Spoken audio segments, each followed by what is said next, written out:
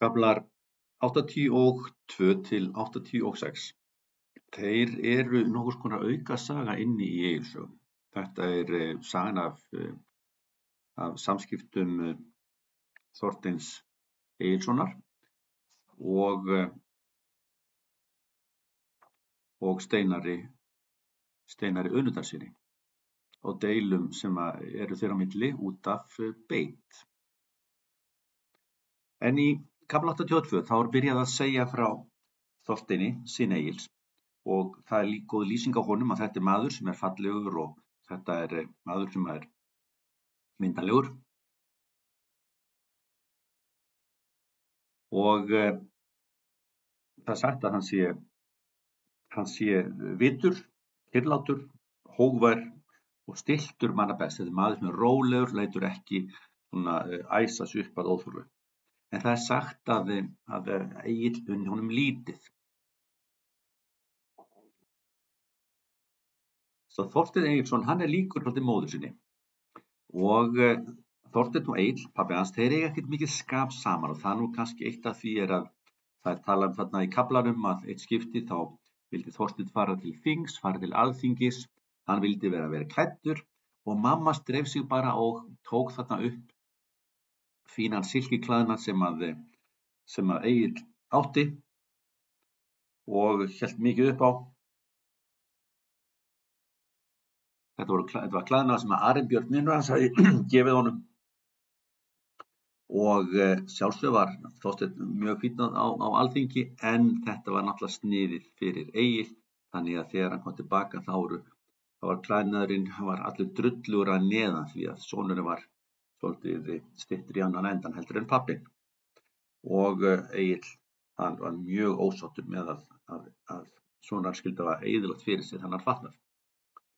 Jæja, en Þorsteinn hann tekur yfir búskapnum á Borg. Egill orðinn gamall og kominn tími til fyrir hann að fara á eftirlaun.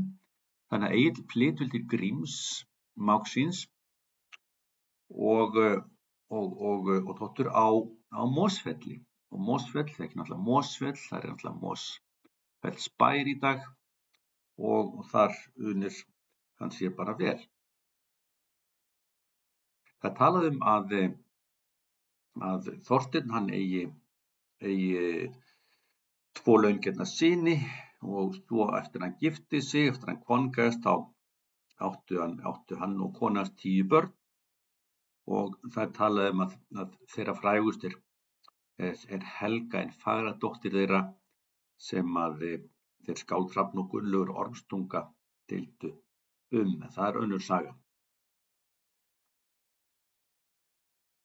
En síðan í kafla 83 og þá Steinar Sjónarson kynntur til sögunar og hann sonur Önundar og Önundur þessi af sömu kynslóð og Egill og það talað að þeir feðgar þeir áttu auð fjár en Steinar að hann vandræðamaður. Það sagt hér að hann rammur að afli, mjög sterkur. Það ljótur maður lítill, boginn í baki og þetta maður sem svona bjúgur í vexti, fóthár skammur, samsvarar sér nú ekki vel í vexti greinilega og hann svona ódall, harðfangur kapsmaður. Þetta maður sem að auðvelt að reita til reiði og maður sem að gefur lítið eftir. Þessi Steinar tekur við búi föður síns á Ánabrekku og svo byrja deilur vegna landamerkja. Og Þorsteinn og Steinar þeir eru engir vinir en þeir þurfa að láta sig lynda. En eitt vorið þá lætur Steinar naut sín ganga inn á mýrar þar sem gott beitiland og þetta land sem að samkvæmt fornum landamerkjum tilheyrði Borg. Og húskarlar Þorsteins kvarta mikið yfir þessu en Þorsteinn hann ákveður nú að bara bíða og sjá, hæglótur maður og þetta maður sem á ennþá eftir að sanna sig sem höfðingi, þetta ungur maður og þarna ætlar Steinar greinilega að vera með svolítinn yfirgang við hann. Og næsta vor þá heldur Steinar uppteknum hætti rekur nautin sín yfir landið hjá Þorsteini og þá kemur Þorsteinn og ræðir hann rólega við hann, biður hann að halda nautunum bara á sínu landi en Steinar bara með kjaft og segir Þorsteinn að hann láti bara sinn búfénað bíta þar sem að bara honum sýnist. Þá tekur Þorsteinn það til bragðs að láta færa nautin, bara reka þau aftur inn á landið til Steinars og Steinar, hann verður þess var og hann sendir þræl sinn Grana til þess að fara aftur með nautin yfir landið og passa nautin. Og þá nú svona Þorsteinn kannski ekki alveg með þolinmæði fyrir þessu að hann fer þarna út á mýrarnar og sér hvað nautin inn á landi hans og hann gengur þetta bara að þrælnum Grana og það litla lýsingar á þeim í hvernig hann drepur hann. Það segir bara Þorsteinn vó hann þar og það heitir Granahlíð síðan. Þrælar voru ekki merkilegir á þeim tíma, þannig að það óþarfi að fara eitthvað mörgum orðum þetta dráp. En Steinar, hann alltaf fær fréttir af þessu og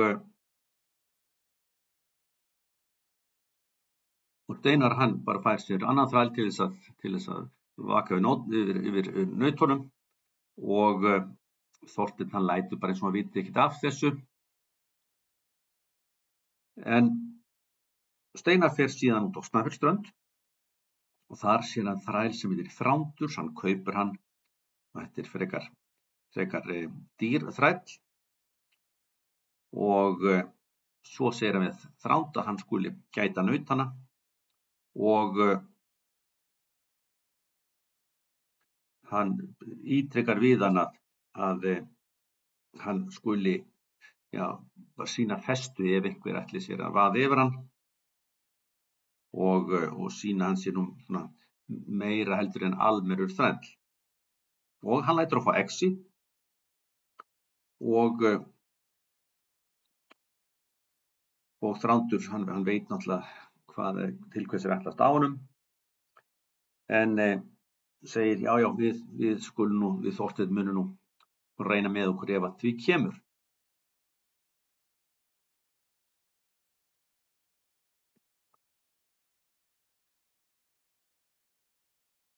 Og síðan tekur Þrándur til við nautagæsluna. Þorsteinn rólegur í byrjun. Hann sendir húskarl sinn til þess að hitta þennan Þránd og bara benda honum á hvað landamerkin liggja. Þannig að það sé nú alveg á hreinu. Og Þrándur hann svarar bara með skætingi, það heyrði ég aldrei hvor þeirra landa á, muni naut hafa þar sem ég þykir hagi bestur. Og húskarl fær tilbaka og segir Þorsteini, en Þorsteinn hann lætur ákveður að hugsa aðeins málið. En síðan kemur að því að það einn góðan veðurdag að þá röltir Þorsteinn út. Hann sér hvað naut Steinars eru og hann kemur að Þrándi þar sem að Þrándur sefur og Þorsteinn ýtir í hann skaftinu á exi sinni og Þorsteinn sprettur upp og aftur varar Þorsteinn hann við. Hann segir þetta land á ég og Þrándur svarar bara með skætingi. Hann sé bara vinna vinnuna sína og þá drepur Þorsteinn Þránd. Það ekki kannski mjög vel að þessu drápi staðið. Það sagt hérna að Þrándur settist niður batt skó sinn en Þorsteinn reiddi upp exina hart og hjó á háls Þrándi svo höfuðið féll á bringuna. En Steinar, hann ríður til borgar þegar hann fréttir þetta og hann segir að Þorsteini sé það nú lítill frami, þetta sé nú ekki merkilegt, honum til framdráttar verið að drepa þræla.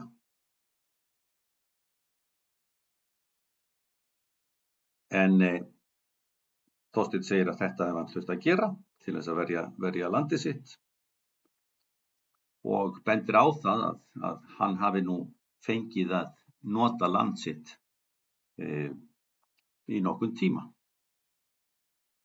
En Steinar gefur ekkert eftir og hann segist ætla að halda bara upp til hætti og Þorsteinn hann ákveður bara að leyfa Steinari að beita nautum á land sitt út sumarið. En Steinar veit að ef að þetta mál þarf að fara fyrir dóm, þá gæti þetta verið erfitt. Því að Þorsteinn er goðorðsmaður, Steinar er ekki goðorðsmaður og hefur því minni völd og því þarf hann að fá aðra goðorðsmenn með sér í lið. Og hann ræði þarna Einar Teitsson og Einar segir að hann vilji ekki vera með honum í liðinu, maður komi fleiri goðorðsmenn með í lið og þá fyrir hann Tungot í lið með sér og þeir fyrir hönd Steinars að þá stefna þeir, I'll sue you eins og þeir segja. Þeir stefna honum fyrir dóm fyrir að hafa drepið þræl. Þegar að Þorsteinn kemur til þings þá er hann nú, það er sagt að hann óttist ekki Steinar en því hann veit að málstaður hans er góður en aftur á móti er hann varkár og þarna Alþingi snýst það að sýna svolítið hversu margir fylgja mönnum og þarna er talað í bókinni að Þorsteinn hann láti setja upp tjöld og mikla tjaldbúð en að það eru ekkert fullt, það er ekki menn í öllum tjöldum. Það minnir svolítið á Vínheiðarorrustuna þegar var að vera að plata skotana, þegar Egill og Þórólfur bróðir hans, þá voru sett upp tóm tjöld meðan var verið að bíða eftir liðsauka. En síðan hefst þingið og Steinar hann ákærir Þorstein fyrir að hafa drepið þarna þræla sína og þarna sé nú bara nógu mikill liðsafnaður og margir til að styðja hann og það lítur nú kannski út fyrir að Þorsteinn muni tapa þessu málið. En þá sjá menn á þinginu að flokkur manna ríður neðan með Gljúfurá, það blikar á skildi og í forsvari er þetta maður í blárri kápu með hjálm á höfði, hann er gullróðinn hjálmurinn, skjöldur gullbúinn, hann með krókaspjót, það er gullrekinn falurinn og hann er giftur sverði og með honum þarna eru 80 menn. Og þarna er mættur sjálfur Egill Skallagrímsson sem ríður þarna inn á sviðið og hann er með sér hina bestu bændasyni af Nesjum, þá sem þóttu vera hvað vígalegastir. Þarna er mættur mannskapur sem er til í tuskið og til í baráttu. Og þá gengur Þorsteinn á móti honum og fagnar spöð sínum. Egill kallar síðan til hvort að Önundur sjóni sig þarna, þar sé pabbi Steinars. Og þeir fara gömlu mennir og ræða saman. Og Egill segir bara við hann hvernig stendur á því að Steinar sonur þinn er að stefna syni mínum hérna fyrir Alþingi. Og Önundur að hann endar með að segja það að Egill megi bara ráða því hver niðurstaðan verði í þessu máli. Það selur honum í hendur þetta mál og Önundur hann ber náttúrulega óttablandna virðingu fyrir Agli og hann hvetur Steinar son sinn til þess að gangast að þessu að hann og Egill geti gert út þessi mál sín á milli. Steinar samþykkir það og Hann gerir það líklegast ekki með glöðu geði, en þarna menn náttúrulega verða að sýna feðrum sínum ákveðna virðingu, og leið og hann selur málið í hendur föður sínum, að þá missir hann úr sínu liði góðársmennina sem að höfðu stutt hann.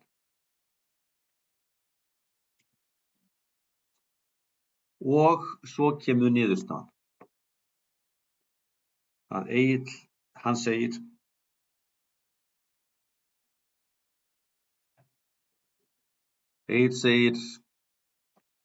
faðir minn Grímur kom hingað til lands og nam hér lönd, og hann gaf Ánabrekku og þaðan og þar ólust upp afkomendur hans, Önundur og Steinar, og það vita allir hvað landamerkin eru, og þannig að þetta búin að bara vera yfirgangur. Og hann segir að það verði engar bætur greiddar fyrir þrælana, og það niðurstaða hans að Steinar skuli fara á brott frá Ánabrekku og hann megi ekki búa sunnan Langár, og ef hann hlýði þessu ekki þá megi drepa hann.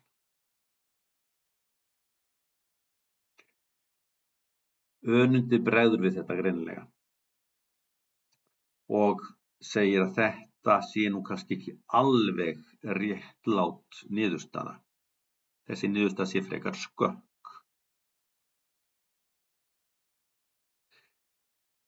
En Egill, hann stendur við þessa niðurstöðu, og hér gefur hann ekkert eftir. Hérna sést að hann sem ræður, og hans ætt valdamest í Borgarfirði, og menn skulu sko fá að finna fyrir því ef þeir reyni að klifra upp ættastigann og stéttastigann og öðlast meiri völd og ætla eitthvað að reyna að kúga frændfólk Egils. Þannig að þetta er ekki kannski sátt, þetta er kannski ekki sanngjörn niðurstaða, en þarna sýnir Egill bara hörku og ákveðni.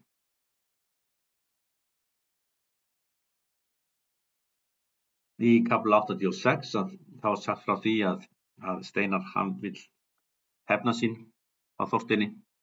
Hann ríður þarna upp á Klettaborg, spillar einkunnir og ætlar að sitja við Þorsteini.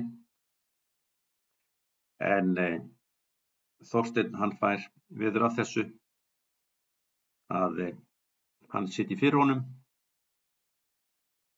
og hann vitur og klókur, en kannski ekki með sama hugrekkið eins og Egill, pabbi hans. Og hann kemur því þannig fyrir að svona, ég á nefnilega erindi hérna á annan stað, ég ætla að fara hérna, Ölvaldur vildi hitta með Ölvaldsstöðum, og þannig að svona vill svo til að ég þarf að fara aðra leið. Þannig að hann kemur hjá því að ríða fram hjá það sem að Steinar situr fyrir honum, og hann kemst hjá því að fara í bardaga á þessum tíma. Og hann lætur bara eins og hann hafi ekki heyrt það að Steinar hafi ætlað að sitja fyrir honum. En hann fréttir það að Steinar hafi verið þarna með 12 menn með sér. Í kafla 87 þar er önnur tilraun, þar sem að Steinar reynir að hefna sín á Þorsteini, og þarna brýst í bardaga. Þorsteinn heldur til veislu hjá Þorgeiri frænda sínum, og Steinar og Önundur, þeir verða varir við hann og þeir grípa til vopna, og þetta er grófur bardagi, og þarna með í för Þorsteinn Grímur, 10 ára gamall sonur hans, og sem heitir Grímur, skírður eftir afa sínum, Skallagrím, og þarna er líka sonur Steinars, Og þarna verður bardagi og þarna drepast eða deyja 2 húskarlar Þorsteins og einnig drepinn 1 húskarl Steinar og menn eru sárir og en það sem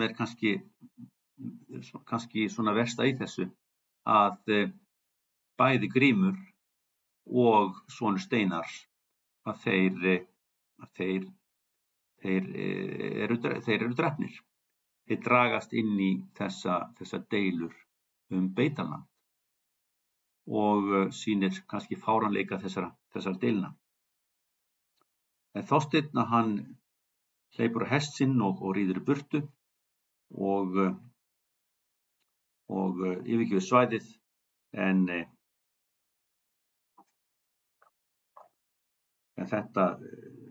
þarna kannski reynir Steinn að leita hefnda sem að takast alls ekki, heldur enda hræðilega.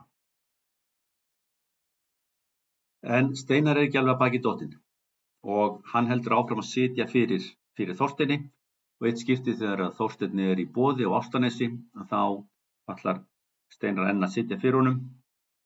Menn frétta af þessu og bjóðast til þess að fylgja honum heim úr boðinu en Þorsteinn orðinn pirrar á þessu. Hann reiður, hann ákveður að fara bara þarna næsta leið tilbaka. Hann bara með 1 mann með sér. En það maður sem heitir Lambi á Lambastöðum og honum greinilega þykir nóg þetta því að hann læðist aftan að Steinari og hann grípur undir hendur honum, heldur honum föstum og þeir takast þarna á og þannig að Lambi hann heldur Steinari föstum meðan að Þorsteinn ríður framhjá þeim og þeir taka ekkert eftir þessum mönnum sem þarna að veltast þarna í slagsmálum og þegar Lambi sér að tekur eftir þeir eru farnir framhjá að þá sleppir hann Steinari og hleypur náttúrulega tekur til fótanna og Steinar alveg brjálaður hleypur á eftir honum og Lambi hann að hlaupa alla leið heim til sín og það sagt að hann hlaupi þarna inn hjá sér, lokar hurðinni og Steinar hann heggur eftir hún sverðin svo fast að það stóð fast þarna í gluggakarminum og síðan gekk Steinar heim og hafði ekki tekist að ná Þorsteini. En eftir þetta að þá býður Þorsteinn Steinar skipar honum reyninni að færa bústað sinn ennþá fjær borg og yfir borgarhraun. Og Steinar hann neyðist til þess að flytja af mýrunum, flytja alla leið út á Snæfellsströnd og eftir þetta þá lýkur viðskiptum þeirra Þorsteins og lýkur þó þessum kafla og sem fjallar deilurnar milli Þorsteins og Steinars. Og það sagt þarna hann í lokin að Þorsteinn hafi verið maður sem hafi verið réttlátur og óleitinu menn en ef að menn voru ganga á hann þá hélt hann fram sínum hlut, hann gaf ekkert eftir.